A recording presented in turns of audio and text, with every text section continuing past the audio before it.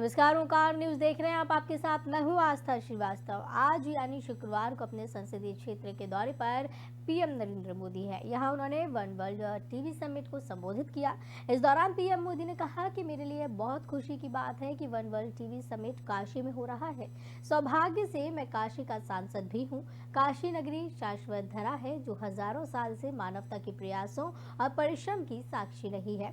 PM Modi ने कहा कि काशी इस बात की गवाही देती है कि चुनौती चाहे कितनी भी बड़ी क्यों न हो, जब सबका प्रयास होता है तो नया रास्ता भी निकलता है। मुझे विश्वास है कि टीबी जैसी बीमारी के खिलाफ हमारे वैश्विक संकल्प को काशी एक नई ऊर्जा देगी। उन्होंने कहा कि 2014 के बाद से भारत ने जिस नई सोच और अप्रोच के साथ टीबी के खिलाफ काम करना शुरू किया वो वाकई अभूतपूर्व है। भारत के ये प्रयास पूरे विश्व को इसलिए भी जानने चाहिए क्योंकि ये टीबी के खिलाफ वैश्विक लड़ाई का एक मॉडल है। प्रधानमंत्री नरेंद्र मोदी वाराणसी पहुंचे और यहां वाराणसी में पहुंचकर उन्होंने संबोधन अपना दिया है। इस दौरान कार्यक्रम में सीएम योगी भी मौजूद रहे हैं और साथ ही साथ मनसुख मंडाविया यहां मौजूद रहे। उन्होंने भी अपना संबोधन यहां पर दिया है। पीएम नरेंद्र मोदी ने इस दौरे पर करीब 1780 करोड़ रुपए से अधिक लागत वाली परियोजनाओं का शिलान्यास किया। संपूर्णानंद संस्कृत विश्वविद्यालय के ग्राउंड के बाद पीएम मोदी सर्किट हाउस के नवनिर्मित भवन में फलाहार करने पहुंचे।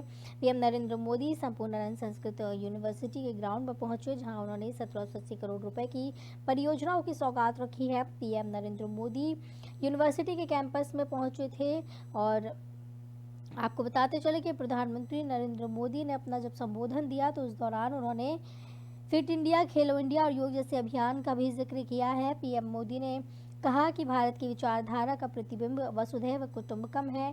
टीबी के खिलाफ लड़ाई में भारत ने बहुत बड़ा काम किया है। पीएम ने कहा कि भारत अब वर्ष 2025 तक टीबी खत्म करने के लक्ष्य पर काम कर रहा है। टीबी के खिलाफ लड़ाई में भारत ने जो बहुत बड़ा काम किया है वो है पीपल्स पार्टिसिपेशन यानी कि जन भागीदारी। कोई भी टीबी मरीज इलाज से छूटे नहीं, इसके लिए हमने नई रणनीति पर काम किया है। पीएम मोदी ने कहा है कि कोई भी टीबी मरीज इलाज से छूटे नहीं, इसके लिए हमने नई रणनीति पर काम किया है। टीबी के मरीजों की स्क्रीनिंग के लिए, उनके ट्रीटमेंट के लिए हमने उन्हें आयुष्मान भारत योजना से जोड़ा है। टीबी की मुफ्त जांच के लिए हमने देश भर में लैब्स की संख्या बढ़ाई है। पीएम नरेंद्र मोदी ने कहा कि आज भारत में टीबी के मरीजों की संख्या कम हो रही है। कर्नाटक और जम्मू कश्मीर को टीबी मुक्त अवार्ड से सम्मानित किया गया है। मैं इस सफलता को प्राप्त करने वाले लोगों को बहुत बधाई देता हूं। पीएम नरेंद्र मोदी ने कहा कि भारत अब वर्ष 2025 तक टीबी खत्म करने के लक्ष्य पर काम कर रहा है। टीबी खत्म करने का ग्लोबल टारगेट वर्ष 2030 है, लेकिन भारत वर्ष 2025 तक टीबी खत्म करने के लक्ष्य पर काम कर रहा है। प्रधानमंत्री नरेंद्र मोदी ने कहा है कि टीबी के खिलाफ लड़ाई में भारत ने जो बहुत बड़ा काम किया है वो है पीपल्स पार्टिसिपेशन यानी कि जन भागीदारी। प्रधानमंत्री मोदी ने कहा कि 2014 के बाद से भारत ने जिस नई सोच और अप्रोच के साथ टीबी के खिलाफ काम करना शुरू किया है वो वाकई अभूतपूर्व है। उन्होंने कहा कि 9 वर्षों में भारत ने टीबी के खिलाफ लड़ाई में अनेक मोर्चों पर एक साथ काम किया है। पीएम ने कहा कि एक देश के तौर पर भारत की विचारधारा के प्रतिबिंब वसुधैव कुटुंबकम है। काशी नगरी को शाश्वत धारा बताया है। उन्होंने कहा कि हजारों वर्षों से मानवता के प्रयासों और परिश्रम की साक्षी काशी रही है। इस बात की गवाही भी काशी देती है कि चुनौती चाहे कितनी भी बड़ी क्यों ना हो, सबका प्रयास होता है, नया रास्ता निकलता है। और मुझे विश्वास है कि टीबी जैसी बीमारी के खिलाफ हमारे वैश्विक संकल्प को काशी एक नई ऊर्जा देगी। इस दौरान सीएम योगी ने भी अपना संबोधन दिया।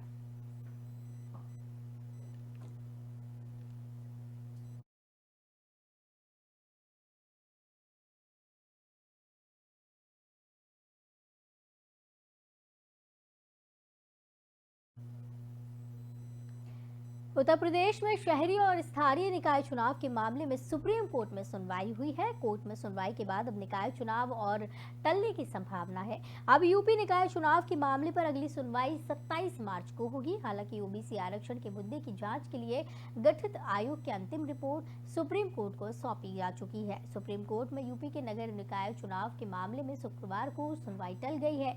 सुनवाई टलने के साथ ही तय हो गया है कि अब निकाय चुनाव में और देरी होगी।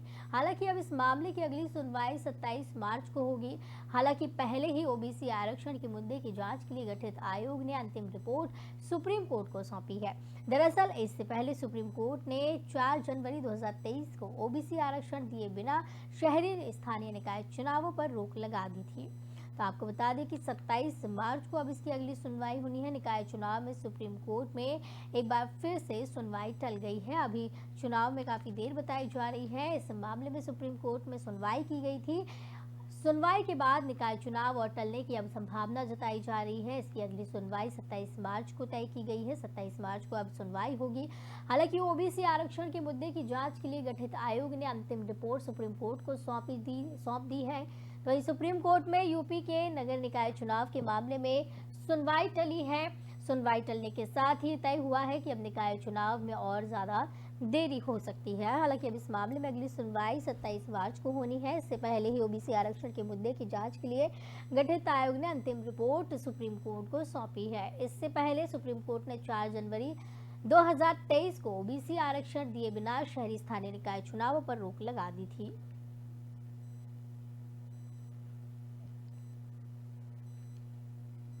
बाराबंकी पुलिस अभी तक अपराधियों और तस्करों पर कार्रवाई के लिए जानी जाती थी, लेकिन इस बीच इसका नया कारनामा सामने आया। इस बार बाराबंकी पुलिस का फर्जी एनटीपीसी वाला खेल सामने आया। जिले की पुलिस पर बुनकर का काम करने वाले एक 70 वर्षीय बुजुर्ग को मार्फिन तस्करी के झूठे केस में जेल भेजने की धमकी देकर उसे 4 लाख रुपए वसूलने का आरोप लगा है। पुलिस पर आरोप है कि उसने बुजुर्ग बुनकर को फर्जी एनडीपीएस की धारा में फंसाने की धमकी दी और उससे 4 लाख रुपए लिए। जेल जाने के डर से बुजुर्ग बुनकर ने किसी तरह रिश्तेदारों से चंदा लेकर 4 लाख रुपए इकट्ठा की और पुलिस को देकर अपनी जान छुड़ाई, जिसके बाद पुलिस ने बुजुर्ग व्यक्ति का पीछा छोड़ा। अब पीड़ित बुनकर ने पुलिस अधीक्षक कार्यालय पहुंचकर एसपी से पूरे मामले की शिकायत की है और न्याय की गुहार लगाई है। फिलहाल बाराबंकी के एसपी ने जांच कराकर कार्रवाई का आश्वासन पीड़ित बुजुर्ग को दिया है।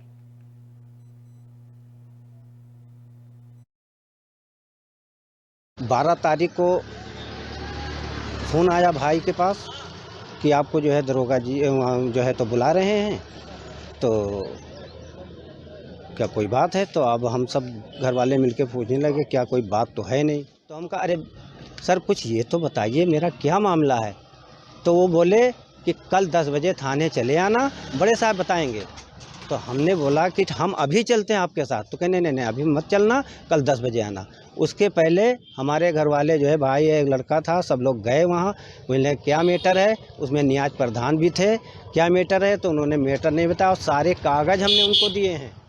शाम को जब ये लोग गए मेरे भाई वगैरह, तो वहाँ थाने में गए तो उन्होंने बताया कि मैटर कोई नहीं है, आपको 7 लाख रुपये पड़ेंगे। तो कह रहे कोई बात तो बताओ। तो कागज़ लाएं सर, तक कागज़ देख लो, ये ऐसे लोग नहीं हैं, ये कुछ नहीं कर पाएंगे, कुछ नहीं दे पाएंगे। तो उन्होंने कहा कागज़ की कोई ज़रूरत नहीं है, आपको जो है पैसा पड़ना है। बिजनौर के रहने वाले 2.5 लाख का नामी कुख्यात इनामी बदमाश उसके साथियों के साथ में पुलिस की मुठभेड़ देखने को मिली। इस मुठभेड़ में पुलिस ने कुख्यात इनामी बदमाश के भाई को तमंचे के साथ गिरफ्तार किया है, जबकि बदमाश युवक अपने अन्य साथियों के साथ जंगल में कहीं फरार होने में कामयाब रहा।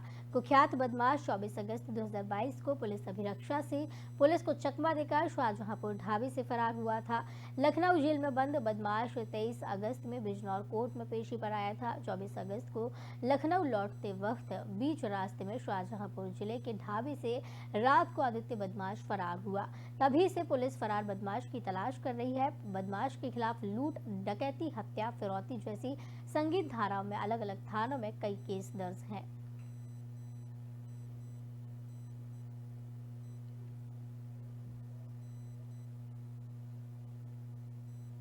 कलासन गांव के प्रधान पर लाखों रुपए गबन करने के आरोप लगे हैं। ग्रामीणों ने इसकी शिकायत जिलाधिकारी से की थी। इसके लिए शासन ने जांच टीम गठित कर गांव भेजा, जहां अधिकारियों ने आवश्यक मीटिंग का हवाला देते हुए आधी अधूरी जांच कर वापस चले गए।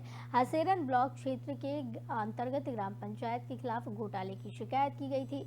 शिकायती पत्रों के आधार पर जिलाधिकारी ने 2 सदस्यीय टीम का गठन किया था। इस दौरान बीएसए और जेई ने ग्राम पंचायत की नई बस्ती में पहुंचकर गांव में पड़ी खंजरा की गुणवत्ता देखी, लेकिन जांच अधिकारी को अधूरी जांच करके वापस जाना पड़ा। बताया गया है कि आवश्यक मीटिंग के कारण उनको वापस जाना पड़ा। बीएसए ने यह बताया है कि इस गांव में वर्तमान प्रधान के खिलाफ गबन करने की शिकायत प्राप्त हुई थी। इसकी जांच के लिए वो घटना से संबंधित गांव पहुंचे थे। इस दौरान डीएम की मीटिंग होने के कारण उनको आधी अधूरी जांच को छोड़कर जाना पड़ा। तो बता दें कि ग्राम प्रधान पर गबन का आरोप लगाया है। डीएम ने 2 सदस्यीय टीम का गठन कर दिया है। इस मामले की जांच में अब टीम जुटी हुई है। तो बता दें, इसकी शिकायत ग्रामीणों ने जिलाधिकारी से की। शासन ने जांच की टीम गठित कर गांव भेजा है, जहां अधिकारियों ने आवश्यक मीटिंग का हवाला देते हुए आधी अधूरी जांच की और वापस चले गए। हसीरन ब्लॉक क्षेत्र के अंतर्गत ग्राम पंचायत के खिलाफ घोटाले की शिकायत की गई थी। शिकायती पत्र के आधार पर जिलाधिकारी ने 2 सदस्यीय टीम का गठन किया था।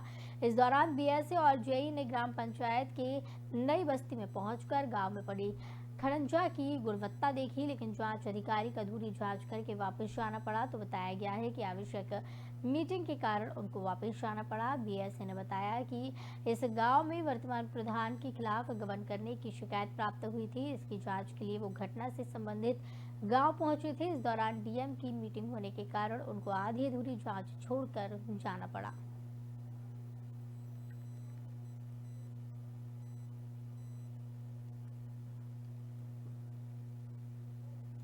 बरेली से अजीबोगरीब एक मामला सामने आया। यहां ट्रेन से टकराने के बाद एक सारस घायल हुआ। टक्कर के बाद सारस की हालत गंभीर बताई जा रही है। ये पूरा मामला वन विभाग की निगरानी में है।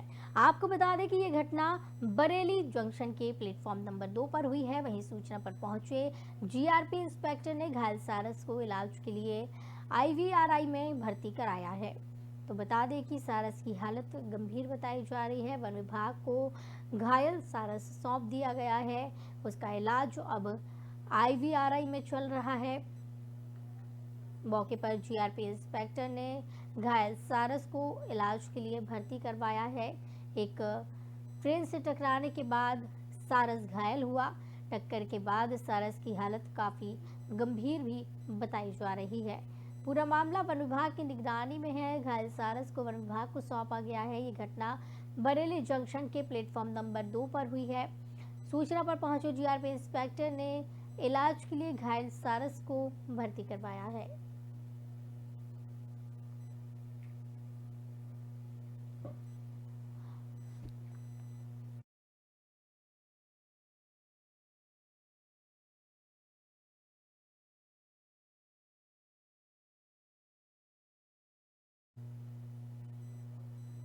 ताजनगरी आगरा में रमजान के पवित्र महीने को लेकर तैयारियां शुरू हुई। रमजान का पवित्र महीना शुरू हो चुका है। ताजनगरी आगरा की सबसे शाही जामा मस्जिद में तैयारियां शुरू हो चुकी है। आपको बता दें कि आगरा की शाही जामा मस्जिद में हजारों की संख्या में अकीदतमंद नमाज पढ़ने के लिए पहुंचते हैं, रोजा इफ्तार करते हैं और तरावी की नमाज अदा करते हैं, जिसको लेकर इस्लामिया लोकल एजेंसी के चेयरमैन मोहम्मद जाहिद ने मस्जिद की तैयारियां पूरी कर ली हैं।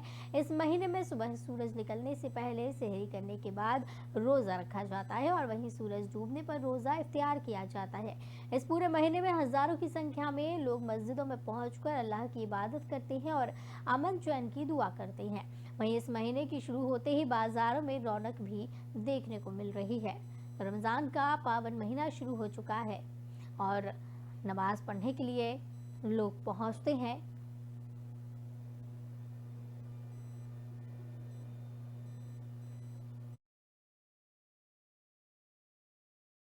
कि आगरा की सबसे बड़ी शाही जामा मस्जिद में लोगों ने अल्लाह की इबादत की और बाज़ारों में भी रमज़ान के चलते काफ़ी रौनक दिखाई दी है। बता दें कि पवित्र महीना रमज़ान का शुरू हो चुका है। ताजनगरी आगरा की सबसे बड़ी शाही जामा मस्जिद में तैयारियां तेज़ हैं और आगरा की शाही जामा मस्जिद में हज़ारों की संख्या में अकीदतमंद नमाज पढ़ने के लिए पहुंचे, रोज़ा इफ्तार करते हुए तरावी की नमाज अदा की, जिसको लेकर इस्लामिया लोकल एजेंसी के चेयरमैन मोहम्मद जाहिद ने मस्जिद की तैयारियां पूरी की हैं। इस महीने में सुबह सूरज निकलने से पहले सेहरी करने के बाद रोज़ा रखा जाता है और वहीं सूरज डूबने पर रोज़ा इफ्तार किया जाता है। इस पूरे महीने में हज़ारों की संख्या में लोग मस्जिदों में पहुंचकर अल्लाह की इबादत करते हैं और अमन चैन की दुआ करते हैं। वहीं इस महीने के शुरू होते ही बाज़ारों में रौनक भी देखने को मिल रही है।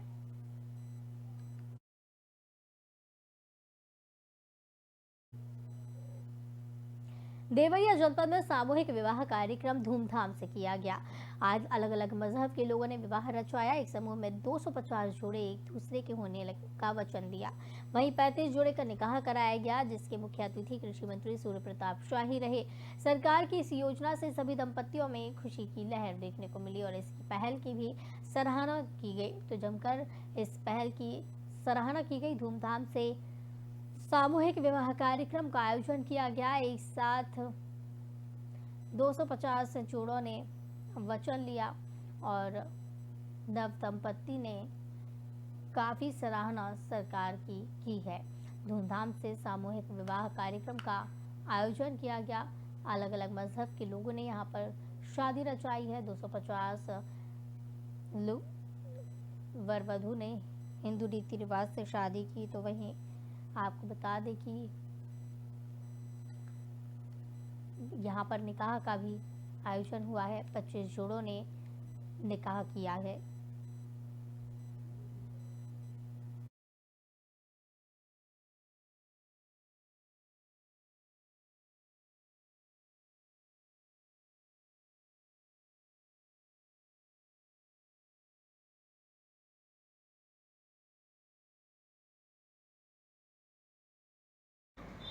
आदित्य राणा शासन द्वारा चिन्हित एक शातिर माफिया है। इसके विरुद्ध 40 से ज्यादा मुकदमे संगीन धाराओं में दर्ज है, जिसमें हत्या, अपहरण, 307 तथा गैंगस्टर एक्ट के मुकदमे शामिल हैं। इसके ऊपर उत्तर प्रदेश पुलिस ने लगभग 2.5 लाख रुपए का इनाम घोषित कर रखा है। माननीय न्यायालय बिजनौर ने इसके विरुद्ध नॉन बेलेबल वारंट जारी कर रखे हैं।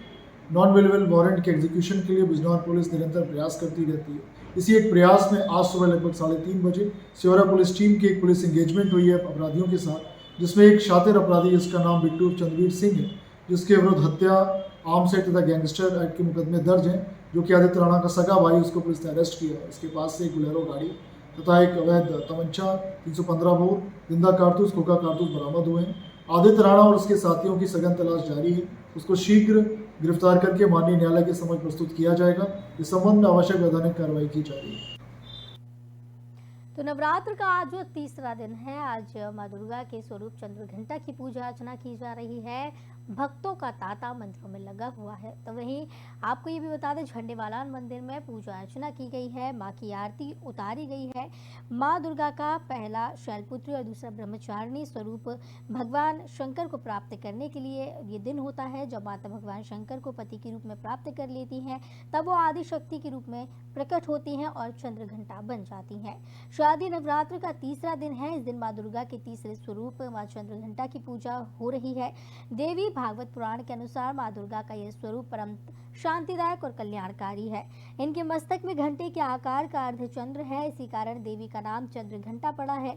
माँ दुर्गा की ये शक्ति तृतीय चक्र पर विराज कर ब्रह्मांड से 10 प्राणों व दिशाओं को संतुलित करती है और महाआकर्षण प्रदान करती है। इनकी उपासना से भक्तगण समस्त सांसारिक कष्टों से छूटकर सहज ही परम पद के अधिकारी बन जाते हैं। नवरात्र के तीसरे दिन दुर्गा जी के तीसरे स्वरूप चंद्रघंटा देवी की पूजा अर्चना का विधान है। इन देवी के मस्तक पर घंटे के आकार का अर्ध चंद्रमा विराजमान है, इसलिए इनका नाम चंद्रघंटा पड़ा है। और आज झंडेवालान में माँ दुर्गा की पूजा अर्चना की गई है। उनकी आज आरती उतारी गई है। अब बता दें कि चंद्रघंटा के 10 हाथ माने गए हैं। ये कमल, धनुष, बाण, खड्ग, कमंडल, तलवार, त्रिशूल और गदा आदि जैसे अस्त्र और शस्त्र से सुसज्जित हैं। इनके कंठ में श्वेत पुष्प की माला और शीर्ष पर रत्न जड़ित मुकुट विराजमान है। माँ चंद्रघंटा युद्ध की मुद्रा में विराजमान रहती हैं और तंत्र साधना में मणिपुर चक्र को नियंत्रित करती हैं। माना जाता है कि देवी के स्वरूप की पूजा करने से मन को अलौकिक शांति प्रदान होती है और इससे न केवल इस लोक में अपितु परलोक में भी परम कल्याण की प्राप्ति होती है। इनके वंदन से मन को परम सूक्ष्म ध्वनि सुनाई देती है। माँ दुर्गा का पहला दिन शैलपुत्री और दूसरा ब्रह्मचारिणी स्वरूप का होता है, जो भगवान शंकर को प्राप्त करने के लिए उन्होंने रखा था। जब माता भगवान शंकर को पति के रूप में प्राप्त कर लेती हैं, तब वो आदिशक्ति के रूप में प्रकट होती हैं और चंद्रघंटा बन जाती हैं।